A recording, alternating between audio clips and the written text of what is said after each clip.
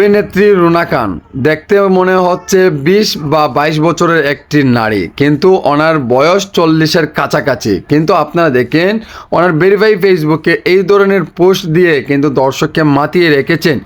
এই 40 বছরের একটি নারী এই ধরনের পোস্ট কেন বা দিয়ে যাবে? ওনার একটা মেয়ে রয়েছে, ও অনেক সুন্দর, কিন্তু এই মেয়েটিকে লজ্জাবোধ করে না মায়ের এই ধরনের পোস্ট দেখে?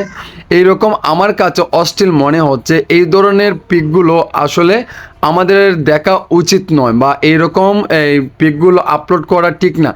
যে বা যারা গেলো এই ধরনের কাজ এই রকম পিক তুলে আপলোড করে এদেরকে নিন্দা জানানো খুবই দরকার। কারণ দেখেন কত সুন্দরভাবে, কত স্মুথলি ওনার ফিগারটি দেখাচ্ছে দর্শককে। এই দর্শককে এই ফিগার দেখিয়ে কিন্তু তারা সোশ্যাল মিডিয়াতে আলোচনা থাকতে চায়। আপনারা দেখেন তো এই ফিগারটি দেখার মানে কী হচ্ছে, কী রয়েছে এখানে? এই ধরনের পোস্ট না দিয়ে কি পারতো না? এই যে কাপড়টা দিয়ে ঢাকতে পারতো না, শরীরটা ঢাকতে পারতো, কিন্তু ওগুলো দেখাতে চাচ্ছে। কি বলবো ভাই?